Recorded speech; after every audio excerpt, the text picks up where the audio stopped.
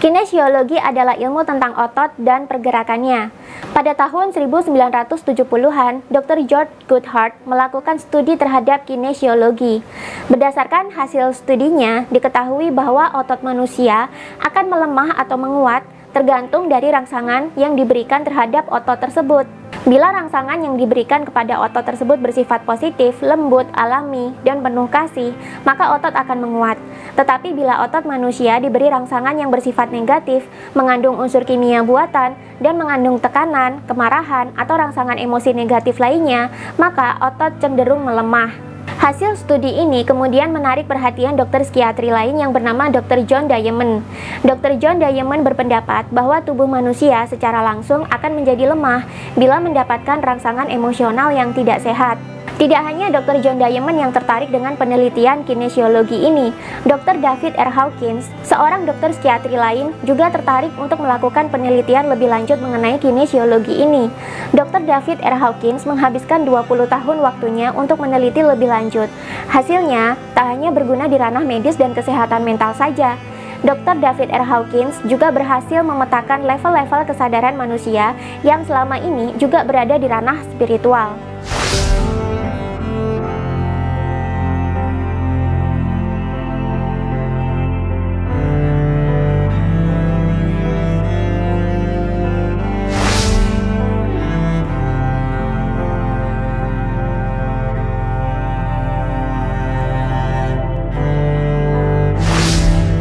Sebelum kita beranjak kepada penelitian menakjubkan dari Dr. David R. Hawkins ini, saya ingin mengajak kalian untuk melihat terlebih dahulu tentang bagaimana filsafat dan spiritual kuno mengajarkan kita tentang kesadaran.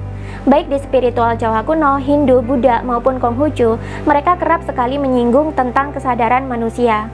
Kesadaran manusia memiliki dimensi yang berbeda-beda, tergantung dari seberapa baik kualitas emosi si manusia dan seberapa luas pandangan hidup dan kebijaksanaan yang dimiliki oleh manusia. Dalam filsafat Jawa kuno, kerap kali dikatakan bahwa kehidupan manusia ini berada di antara 3 dimensi, yakni dimensi bawah, dimensi tengah, dan dimensi atas. Dimensi bawah adalah dimensi tempat kehidupan buruk bersarang. Segala emosi negatif dan watak angkara murka berada di tataran dimensi bawah ini. Demikian juga dengan makhluk-makhluk dimensi bawah yang sering kita sebut sebagai demit, hantu, kala, dan masih banyak lagi. Makhluk dimensi bawah ini identik dengan energi dan emosi negatif yang berupa kesedihan, kebingungan, amarah, benci, iri, serakah, sakit hati, dan sebagainya.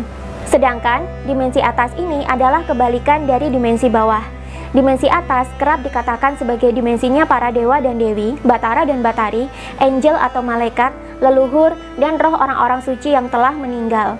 Kehidupan dimensi atas dipenuhi dengan energi dan emosi positif yang berupa cinta, syukur, kedamaian, kebahagiaan, dan kemanunggalan dengan Sang Pencipta. Sedangkan manusia hidup dalam dimensi fisik yang letaknya berada di tengah-tengah di antara dimensi atas dan dimensi bawah. Manusia bisa merasakan emosi positif dari dimensi atas, namun juga bisa merasakan emosi negatif dari dimensi bawah. Baik energi positif dari dimensi atas maupun energi negatif dari dimensi bawah, dua-duanya dapat saling mempengaruhi kehidupan manusia. Orang-orang Buddha juga sering mengatakan ketika manusia berada dalam kesengsaraan hidup, di saat itulah manusia masuk ke dalam neraka kehidupan, yakni dimensi bawah yang penuh dengan penderitaan dan kesakitan. Namun ketika manusia merasakan kebahagiaan dan kedamaian, di saat itulah manusia juga merasakan pengaruh dari dimensi atas yang sering dikatakan sebagai nirwana. Nirwana atau surga ini dipenuhi dengan kedamaian, sukacita, kebahagiaan, syukur, dan penerimaan. Dalam agama-agama samawi pun juga dikenal istilah jin, setan, dan malaikat. Jin dan setan ini kerap mempengaruhi manusia dalam bentuk nafsu dan emosi-emosi negatif. Dalam agama-agama samawi juga diajarkan bahwa malaikat berada pada dimensi atas yang mereka sebut sebagai langit. Dan jika kita lihat dari hakikatnya, baik jin atau setan dan malaikat ini sama-sama merepresentasikan dimensi bawah dan dimensi atas. Demikian pula dengan surga dan neraka. Jin dan setan menempati neraka sebagai tempat tinggal mereka yang abadi. Jin dan setan mempengaruhi manusia dengan energi-energi negatif. Mereka juga membisiki manusia dalam bentuk nafsu, watak angkara murka, dan emosi-emosi negatif lainnya. Energi negatif, nafsu, angkara murka, dan segala jenis emosi negatif yang menurut agama Samawi kerap dikatakan berasal dari jin atau setan ini bisa mempengaruhi dan membawa manusia ke dalam keburukan, kesengsaraan, dan penderitaan. Sedangkan malaikat kerap dikatakan sebagai makhluk cahaya yang hanya tunduk kepada titah Sang Pencipta. Mereka terbebas dari nafsu, angkara murka, sifat-sifat negatif, dan emosi serta energi negatif. Jika dilihat secara hakikatnya, jin dan setan merepresentasikan makhluk dari dimensi bawah, sedangkan malaikat merepresentasikan makhluk dari dimensi atas atau langit. Ketika Dr. David R. Hawkins melakukan penelitian terhadap level-level kesadaran manusia, maka penelitian ini tak hanya berguna bagi dunia medis dan psikologis. Tanpa sadar, dalam kehidupan sehari-hari, kita kerap menjalani fase-fase dimensi kesadaran yang berbeda-beda, tergantung dari jenis emosi dan kadar energi yang ditimbulkan. Seorang penulis sekaligus guru salah satu komunitas spiritual Jawa kuno, Damar Sasangka, juga pernah mengatakan, jika manusia ingin mengunjungi dimensi bawah dan berinteraksi dengan jin atau setan, maka sesungguhnya manusia tinggal merendahkan energi mereka dengan mengubah emosi mereka menjadi emosi-emosi negatif yang banyak terdapat dalam dimensi bawah, seperti marah, takut, benci, iri, sakit hati, dan sejenisnya. Sedangkan jika ingin memasuki dimensi atas dan berinteraksi dengan makhluk-makhluk dimensi atas seperti malaikat, leluhur, pamomong, dan yang dewata dan sejenisnya, maka manusia juga harus menaikkan energinya sehingga sama dengan energi dari dimensi atas. Caranya, ya manusia harus merubah emosinya menjadi emosi-emosi positif yang banyak terdapat di dimensi atas sehingga energinya juga meningkat.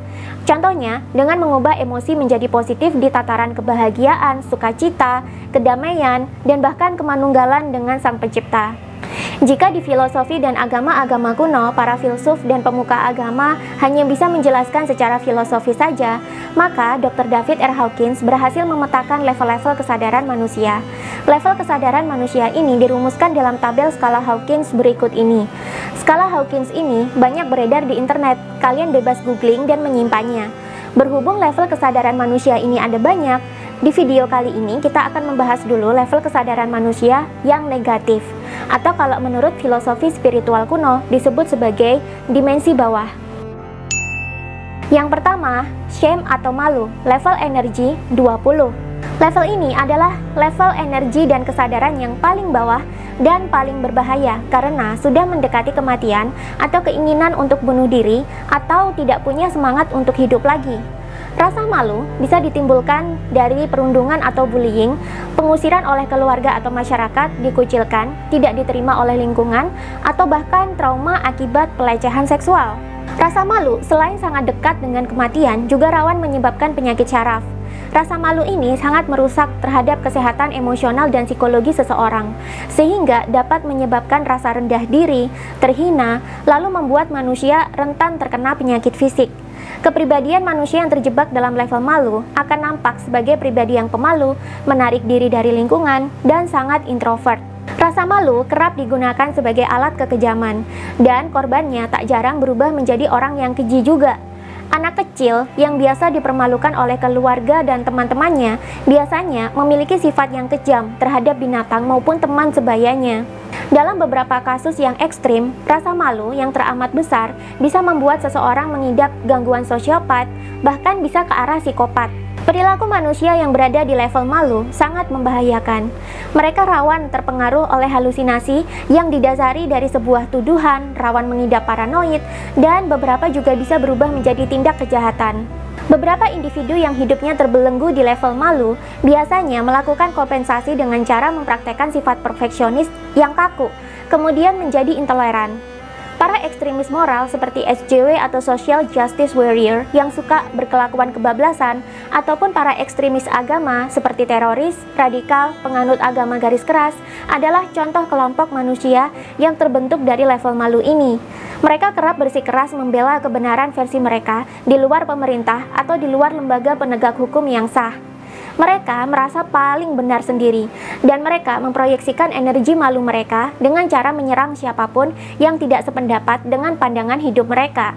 Level ini juga dianggap paling berbahaya oleh Dr. David R. Hawkins, karena level malu ini menurunkan keseluruhan level kepribadian seseorang. Manusia yang terbelenggu dalam dimensi malu seringkali memproduksi sifat berbangga diri, mudah marah, dan menghasilkan rasa bersalah yang palsu. Yang kedua, guilt atau rasa bersalah, level energi 30. Rasa bersalah umumnya digunakan oleh masyarakat kita untuk memanipulasi atau menghukum. Manusia yang terjebak dalam dimensi rasa bersalah akan memunculkan ekspresi berupa penyesalan, menuduh diri sendiri, masokisme atau melukai diri sendiri, dan selalu merasa sebagai korban di setiap kondisi. Rasa bersalah yang tidak disadari akan menghasilkan penyakit psikosomatis, rawan terhadap kecelakaan, dan perilaku rawan bunuh diri. Dominasi rasa bersalah juga dihasilkan oleh penuhnya pemikiran seseorang atas dosa. Sedangkan dosa ini, menurut Dr. David R. Hawkins, kerap dieksploitasi oleh para petinggi religius atau pemuka agama yang tidak benar sebagai alat untuk memaksa dan mengontrol umatnya. Mereka kerap bertingkah sebagai pedagang dosa dan penyelamat. Mereka terobsesi kepada hukuman atau azab dan kerap kali memproyeksikan rasa bersalah mereka sendiri kepada orang lain. Yang ketiga, apati atau apatis, level energi 50. Level ini karakternya diwarnai oleh kemiskinan, keputusasaan, dan kehilangan akan harapan. Orang yang terjebak dalam level apatis akan melihat masa depan sebagai sesuatu yang suram. Kesedihan juga menjadi tema kehidupan sehari-hari. Di level ini, manusia kerap tidak berdaya. Korbannya selalu merasa bergantung dan selalu merasa butuh dalam segala sesuatunya. Mereka kekurangan sumber daya dan juga kekurangan energi untuk memberdayakan diri mereka sendiri. Orang yang berada dalam level ini selalu membutuhkan orang lain sebagai suplai energi. Mereka mulai menunjukkan ketidakinginan untuk hidup, tatapannya kosong, mereka tidak lagi responsif terhadap rangsangan, dan mata mereka berhenti bereaksi. Bahkan, mereka seolah-olah tidak lagi memiliki sisa energi, bahkan sekedar untuk makan doang. Level ini biasanya menjangkiti tunawisma, orang-orang yang ditelantarkan oleh masyarakat, orang-orang usia lanjut yang ditelantarkan oleh keluarganya atau tidak mendapatkan perhatian dari anak cucunya, dan juga banyak menjangkiti orang-orang yang menderita penyakit kronis yang menyebabkan mereka harus diisolasi secara tertutup. Yang keempat, grief atau duka, level energi 75. Di level ini, manusia dikuasai oleh kesedihan, kehilangan, dan kemalangan. Duka adalah sesuatu yang tidak bisa lepas dari kehidupan. Setiap dari kita pasti pernah mengalami level ini. Namun, manusia yang terjebak dalam level duka terus-menerus akan berujung pada penyesalan berkepanjangan dan depresi. Di level ini, manusia merasakan kesedihan, kehilangan, dan penyesalan atas apa yang terjadi di masa lalu. Level ini kerap menjangkiti para pejudi yang kerap kalah, orang yang sering gagal dalam kehidupannya, orang yang memiliki kemelekatan kuat kepada orang lain, pasangan, harta, ataupun jabatan, dan kerap kali emosi duka membuat kehidupan berujung pada kehilangan pekerjaan, kehilangan teman, kehilangan saudara, keluarga, kehilangan kesempatan, kehilangan uang, dan menurunnya kesehatan. Dalam keadaan berduka, seseorang hanya akan melihat kesedihan dimanapun dia berada. Meskipun demikian, level ini masih lebih tinggi energinya dari level apatis. Karena itu, jika ada seorang pasien yang sebelumnya itu apatis, kini mulai bisa menangis, itu merupakan tanda perkembangan yang bagus. Ketika pasien apatis sudah bisa menangis kembali, ia sudah memiliki tambahan energi untuk mau makan sehingga mendapatkan asupan energi yang lebih baik. Yang kelima, fear atau ketakutan, level energi 100. Manusia secara alami memiliki ketakutan. Karena itu, energi ketakutan walaupun dimensinya rendah masih lebih besar bila dibandingkan dengan level-level sebelumnya. Ketakutan secara alami akan muncul ketika manusia mengalami bahaya. Ini merupakan mekanisme insting alami untuk menyelamatkan diri. Namun, ketakutan bisa dijadikan sebagai sesuatu yang bisa disebarkan. Ketakutan juga bisa dijadikan sebagai motor penggerak masyarakat. Ketika manusia terjebak dalam level ketakutan, dunia akan tampak membahayakan, penuh jebakan, dan penuh dengan ancaman. Ketakutan adalah alat resmi yang paling sering digunakan oleh penguasa yang bersifat otoriter atau fasisme untuk menindas rakyatnya agar menurut. Sekali manusia berfokus pada ketakutan, maka sekumpulan peristiwa yang mereka takutkan pun akan datang kepada mereka sebagai imbal balik. Ketakutan yang berlebihan dapat menyebabkan stres dan paranoia.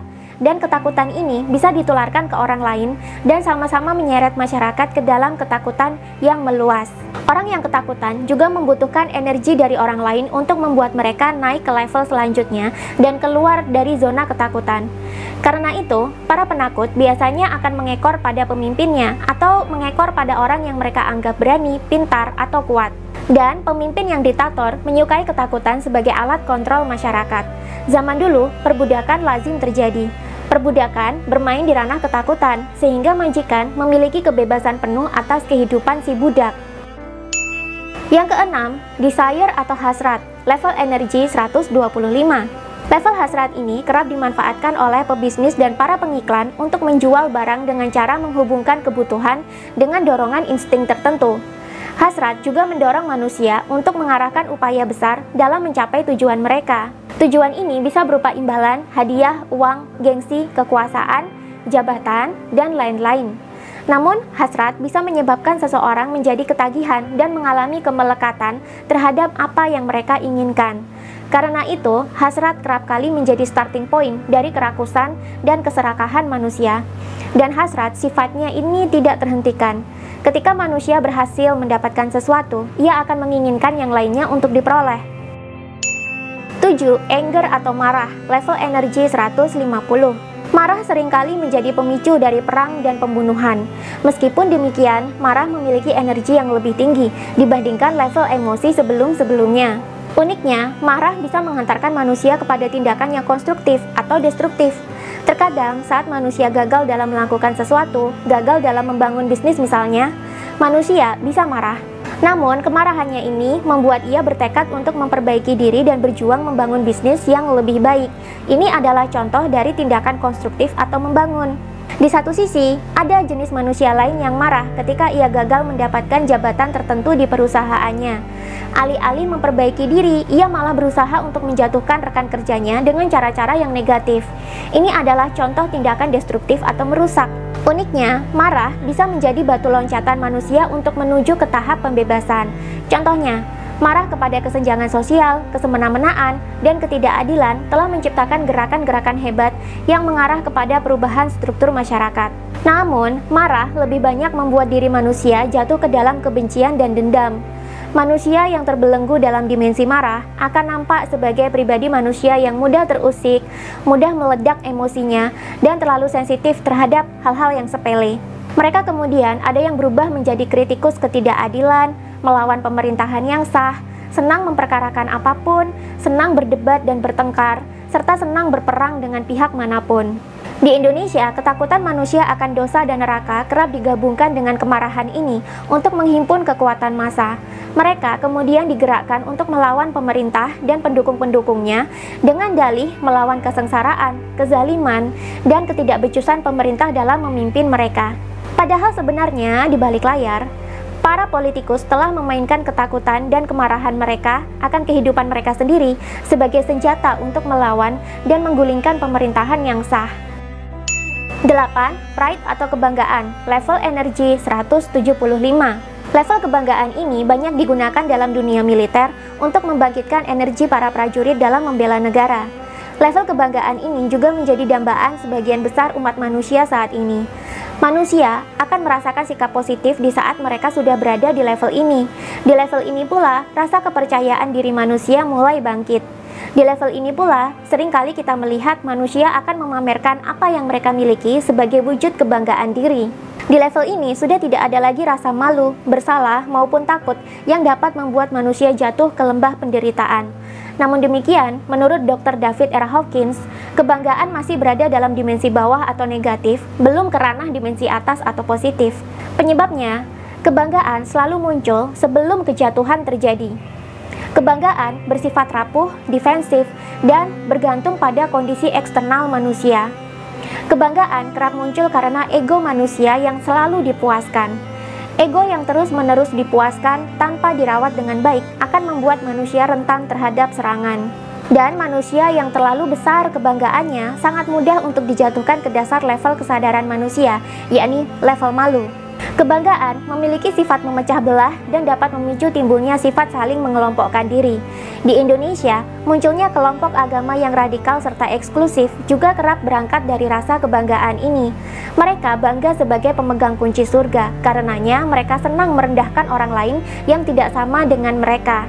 Mereka juga biasanya berkumpul dengan kelompok-kelompok mereka sendiri dan tidak sudi untuk bergaul dengan orang yang mereka anggap sebagai kafir, bid'ah, sesat, dan sebagainya.